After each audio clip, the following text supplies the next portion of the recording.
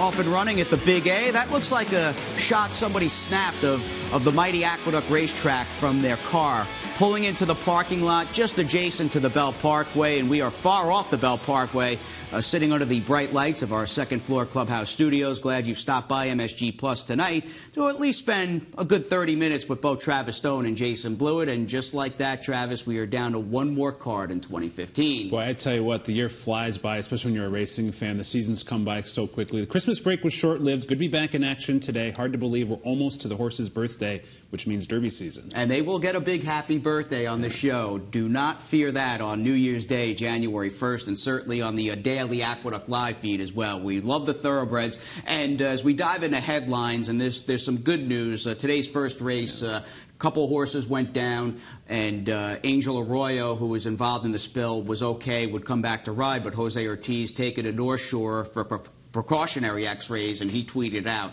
that his x-rays came back negative. I tell you what, you want to talk about good news. I mean, that was a very scary opening race today. You hate to see that any time in horse racing, but I tell you what, when these jockeys can get up and walk away from it, you have to say a prayer up above, because it could have been a lot worse. So good for them. Happy to hear that they're doing okay, and we'll see them back in the saddle soon. Yep, it was tough to turn the page and get on to Sunday second, but we got to do what we got to do, and we continued on and had no further incidents throughout the what was an 8-race program following the first. How about Run Happy? We've got some good news as well. Jose Ortiz, his x-rays negative, and Run Happy, boy oh boy, another tour de force effort taking yesterday's Malibu out at Santa Anita. This is just a remarkable racehorse. He shows up virtually every single time, and his races over since Saratoga this summer have been nothing short of spectacular, running down Private Zone to win the Breeders' Cup Sprint, stretching out to 7 furlongs here after a big Breeders' Cup Sprint effort, and completely blasting this field away. He is super talented. I mean, talk about a really talented group of 3-year-olds. American Pharoah's on that list. Run Happy born in the wrong year. He'd be a 3-year-old champion. Yes, he would. Years. He will get sprint champion, and rightfully so. Sure. And I'll tell you, as far as a second half of the season goes,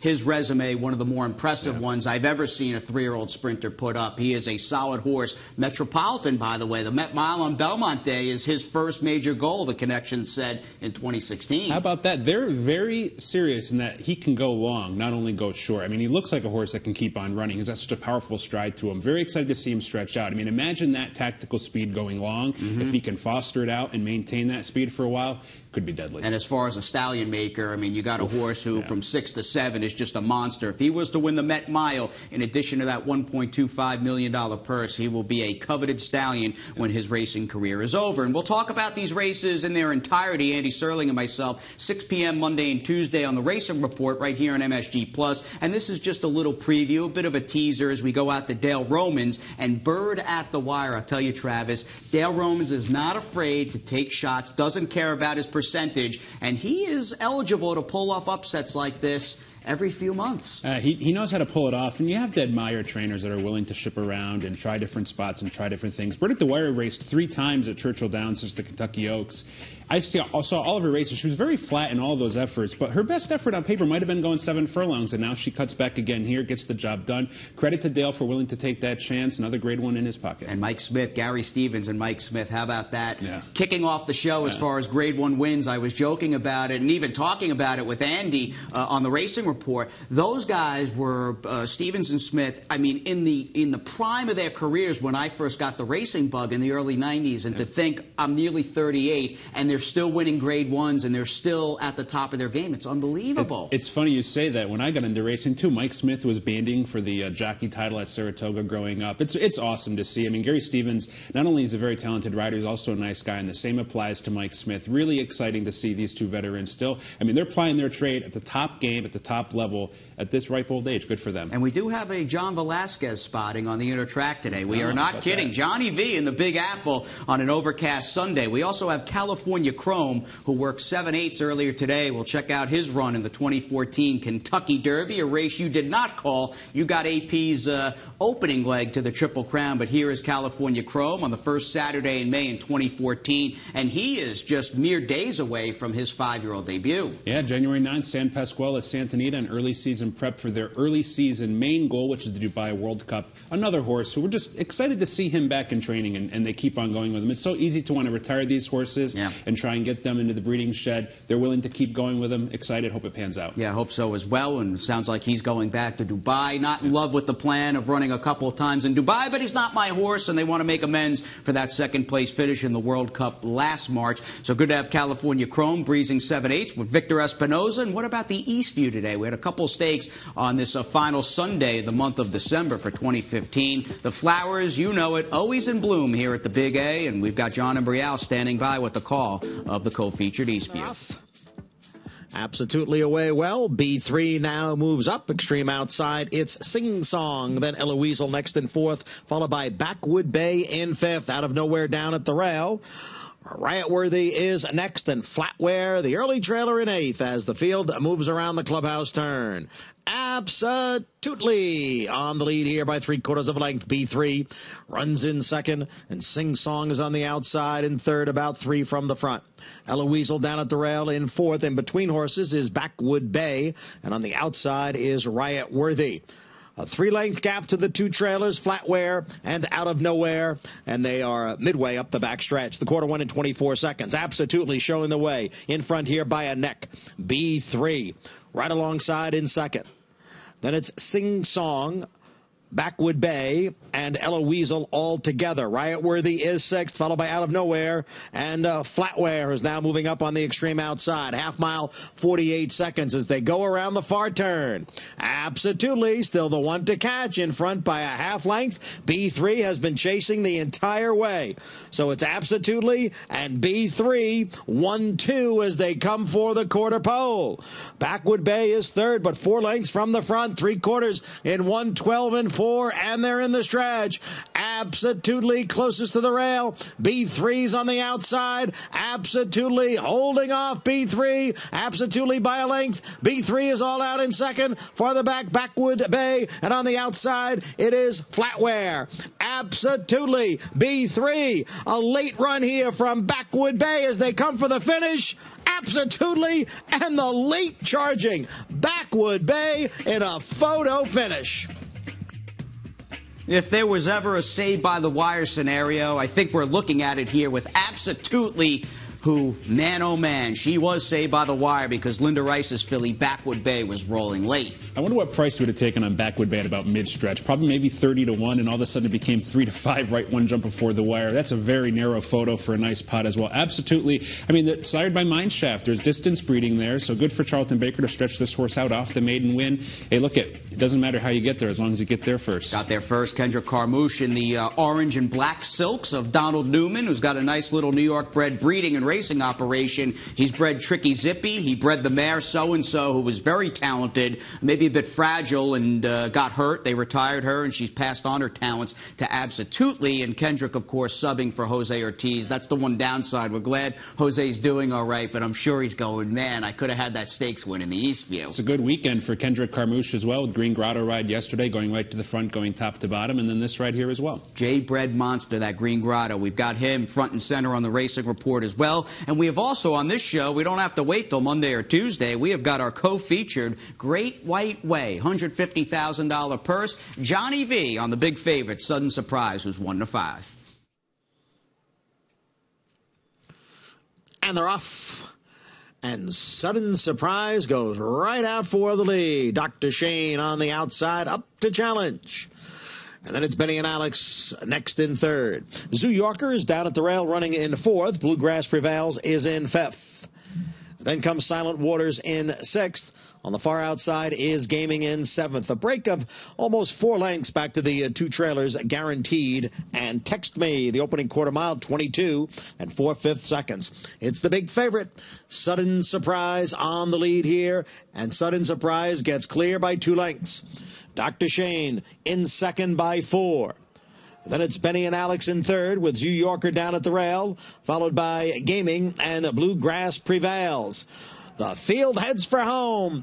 Sudden Surprise on the inside has the lead over Dr. Shane. It's 7 lengths to the rest of the field. Sudden Surprise in front, little more than a length. Dr. Shane is all out in second. Now a 16th out. Sudden Surprise on the inside. Here's Dr. Shane on the outside. Sudden Surprise. Dr. Shane. Sudden Surprise holds on and wins by a half length. Dr. Shane was second. Big break back to a photo for third between.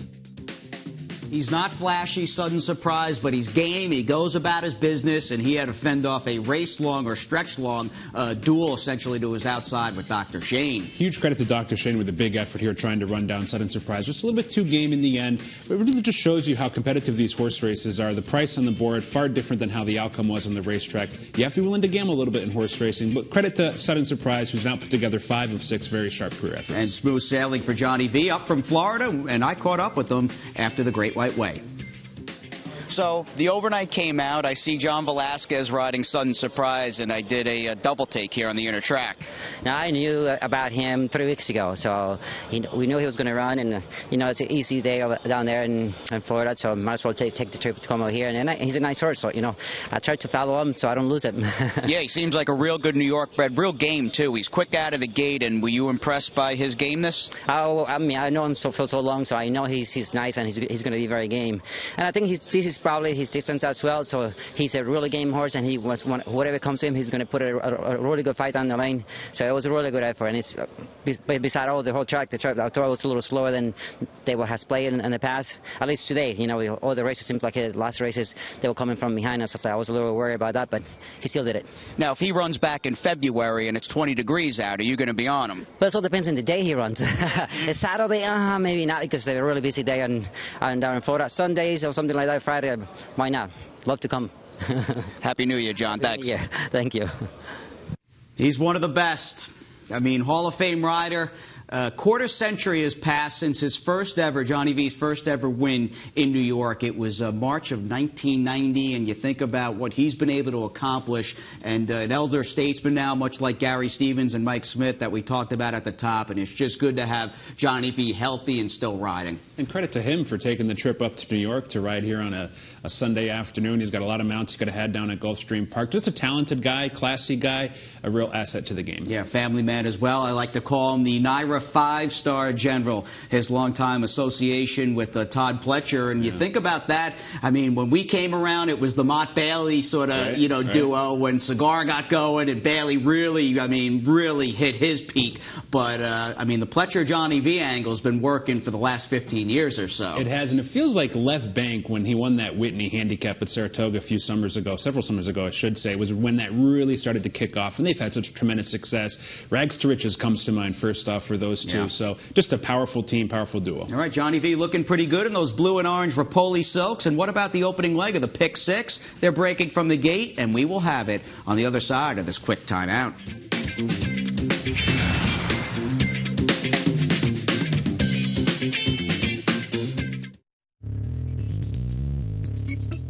Way up top, Skybox is here at the Big A.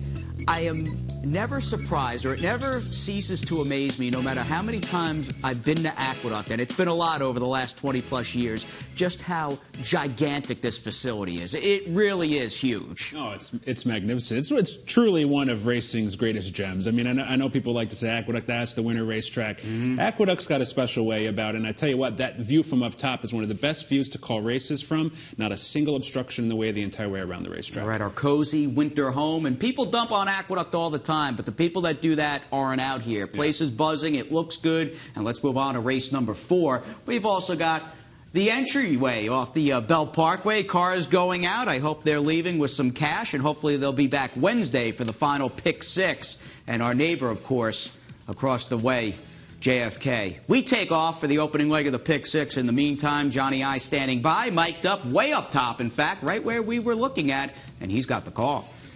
And they're off. Number 6, Appealing Maggie, steadied shortly after the start, and is the trailer. The The leader is Avendesora in front here by a length and a half. And then it's a Claire de Lune is racing in second. Julia's Music is down at the rail in third. Then the gray Army Brat runs in fourth. Kalabaka Extreme outside in fifth. JR Star is sixth, but just 2.5 lengths from the lead. Then it's Malibu Stacy and Appealing Maggie, who's moving up on the outside after that slow start. The quarter went in 23 seconds over the good going, and they're moving around the far turn. Avendesora challenged here by Claire de Lune, and the two of them are heads apart. Army Brat is 3 wide, Kalabaka is 4 wide, and JR Star is just in behind, racing in fifth. Then it's Appealing Maggie in sixth. They come off the turn and enter the stretch. Avendesora, Claire de Lune, Army Brat. On the extreme outside is Kalabaka. JR Star has nowhere to go. Then it's Appealing Maggie and Malibu Stacy. Kalabaka has come away with the lead. Army Brat moves into second. Then Malibu Stacy on the outside, and JR Star, Kalabaka the winner. Army Brat held second over Malibu Stacy. This filly by Trap Shot had the home turf advantage. She's based right here at the Big A, and I guess she was comfortable over the inner track because she basically vied 4 to 5 wide throughout today's fourth race. This is a really big effort, and a lot of us didn't give her much chance on paper coming up out of the maiden 75 to this open maiden event. But I tell you what, ran pretty well. Good, decent effort from the outside. I will say this, though, a couple of horses in there are worth looking at next time. Claire de Lune for Chad Brown was competitive to mid-stretch, probably can move forward off of that. Avendesora is a little bit disappointing off that sharp debut. It's funny how many times horses, when they run big on debut, are unable to duplicate that effort to their second start, and they often don't do so at short odds. And that is a good idea, or at least handicapping nugget to take with you going forward, because those second-time starters off reasonably well efforts, they're always overbet. Yep. You rarely get a good price, especially, let's face it, a lot of the guys that run live second-time starters are some of the top trainers, and they're using top riders. They attract the money, so a good point you made there, Travis. And JR Star quickly was skunked as well. Had no shot, really had no shot, getting shuffled back, stuck in behind horses. Gets a look next time out. Hopefully there's some pace for him. All right, Rudy Rodriguez, John Bisono riding pretty well. He got skunked there, but not his fault. Did everything that he could. Let's move on to race number 6 as we dive into the opening leg of the late pick 4. Prior to scratches, or I should say post-scratches, I thought this was the best race on the card. Just a hard-hitting group of mid-level claimers and a good field as well as far as the numbers, and Johnny's got the call. The ride is going out for the early lead. Draxall Woods runs in second. Gambler's Ghost now moves up from the outside. Then it's the Gray Dighton in fourth, followed by Regulus and Chapman. Then a break of 4 lengths to a good time had by all. Matoris and War Academy is the trailer in ninth. Attractive Ride ran the opening quarter mile in 23 seconds. The field heads for the far turn. It's Attractive Ride by 3/4 of a length. Gambler's Ghost has moved into second. Draxall Woods back in third down at the fence. Then on the outside, it's Chapman, followed by Dighton and Regulus. Farther back, it's War Academy, good time had by all, and Maturis. The field heads for home. It's Attractive Ride, narrowly over Gambler's Ghost. Draxall Woods is coming back again on the inside. Draxall Woods is taking over the lead. Attractive Ride runs in second. Late move on the outside from War Academy, but Draxall Woods has it wrapped up. War Academy gets up for second. Attractive Ride finished third. Kendrick looking good and feeling good out there. Sit in the pocket with Draxall Woods and this gelding, a former Eugene Melnick homebred and a real Melnick pedigree by Graham Hall out of an Archers Bay mare. Kicked clear after just tracking inside. This partnership, I tell you what, Kendrick Carmouche is riding so well right now. He was sort of forwardly placed with Attractive Ride, decided to pull back out of there, sit that pocket spot, was patient. The rail opened back up. They shot right on through. Good effort, strong win too. Draxall Woods, credit, 8 for 34 lifetime with another 14 runner-up positions coming into today. He's a war veteran. And it's good to see some of the park shippers taking advantage of the fact that we're vanning horses, giving you travel arrangements for free coming up from parks. They're dark over the next few weeks, and we had a few live parks-based horses. War Academy, who closed for second and was gaining pretty quickly, not a parks horse. He's based over at Belmont with David Jacobson. He was my Derby horse, or at least on the short list of my Derby contenders a few years ago. Do you remember when Baffert had him and the hype surrounding this horse? I do, and who would have known that, fast forward a few years later, he's in for 25 at the end of December at Aqueduct. That's the way this game goes. It's sometimes very tough. I'll tell you, if he runs back for a quarter, you and I 12-5 apiece, all right? All right, sounds good. And maybe we'll get the MiG. We'll give him a leg up in his comeback race, all right? Let's move on to race number 7. We'll think about War Academy going out for the Silks we have yet to create. But anyway, one pick 3 remained on the program. New York bred, fillies and mares ready to roll with Women Win 7-5. Outside, Women Win came away racing in second, Silver Silence, and down at the rail is Spuntastic. As they head up the backstretch, there goes Sky Fortune coming on through now to poke ahead in front. Silver Silence is second. On the outside is Absolute Paradise right there in third. Women Win is fourth. Spuntastic is next in fifth, followed by His Girl Friday in sixth. Zip of Tequila at the rail in seventh. Golden Gem is in eighth. Sing for Beauty in ninth, and Blind Devotion trails the field in 10th, and the quarter was run in 23 and 2/5 seconds as they move around the far turn. Silver Silence, the gray at the rail. Sky Fortune, and here comes Women Win on the outside, up to challenge the front runners for the lead. They come off the turn now and enter the stretch. Women Win, Sky Fortune. Women Win has the lead. Spuntastic is coming on now to take second. Women Win has a 2-length lead. Then Spuntastic, Golden Gem on the outside, and Zip of Tequila down at the rail. Women Win in front as they come down for the finish line, and Women Win wins. Golden Gem was second. Spuntastic finished third. Well, she's burned some money in the past. That was not the case today at 490 with Women Win, who had no problem from an outside post, basically tracking out in the clear. It was tough to take 490 on her today because she was pretty bad last time, losing at 7-5 to Shangela. This was the right sort of spot for her to take that step forward and get the job done today. And she ran pretty well. I mean, she was a little bit wide on the far turn. She had a good trip, though. Did what she was supposed to do this afternoon. All right, long-time connection there. Speaking of Pletcher Johnny, Mont Bailey, you've got Barry K. Schwartz and Mike Hushin. Yeah. They've been winning races here for well over a quarter century. A match made in heaven with those two ambassadors of the game, and we're glad to have them around, along with Junior Alvarado, who should be primed for a big winter. It has gotten dark outside. No planes in that picture as we send it to break, and we'll wrap up the remainder of Insider.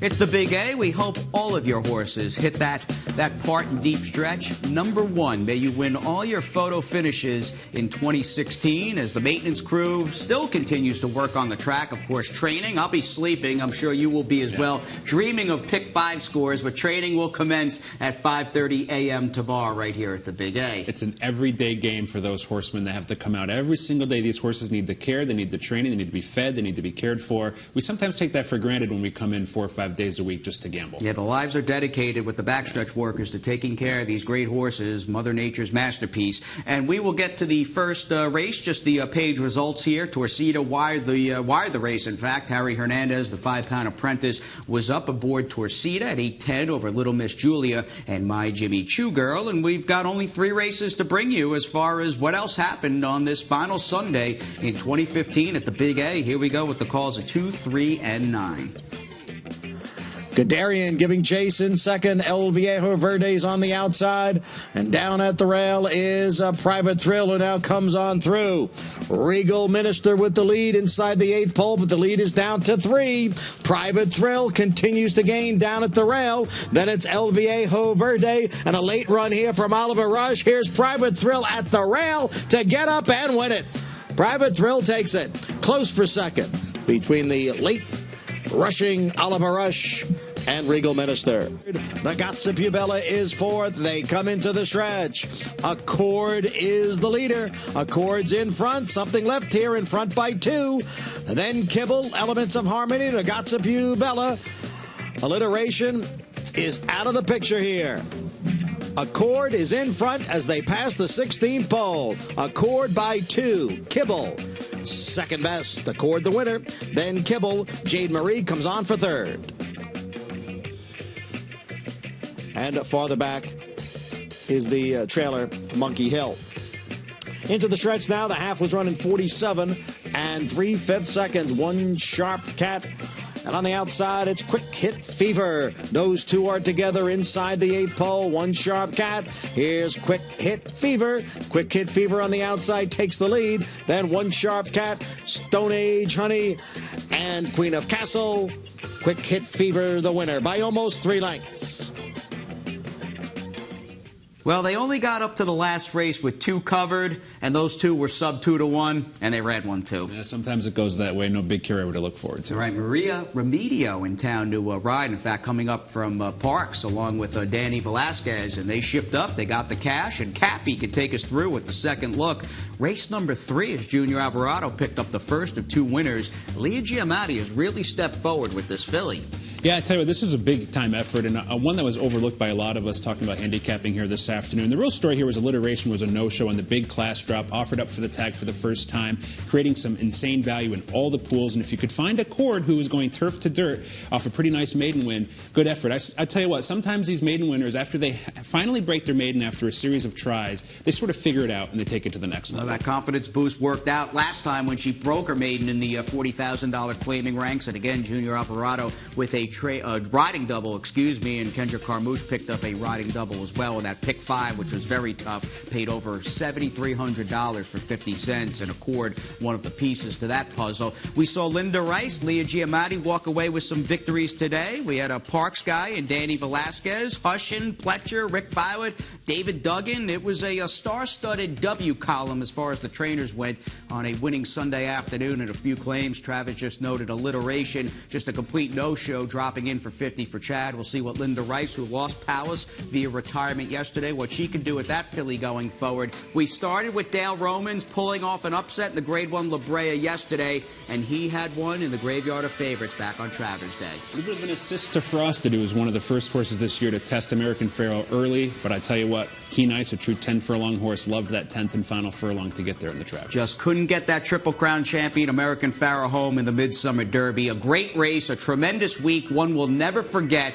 20,000 in attendance the day before to watch AP gallop. Larry Comas has the call, basically from the half-mile pole, as Travis and I thank you for joining us here on Aqueduct Insider. Frosted is right alongside of American Pharoah, and now Victor Espinosa has to ask American Pharoah to go, and Frosted continues to cling to him on the outside as they round the far turn. They're 4 lengths ahead of Keen Ice, and as they turn for home, American Pharoah has lost the lead at the top of the stretch.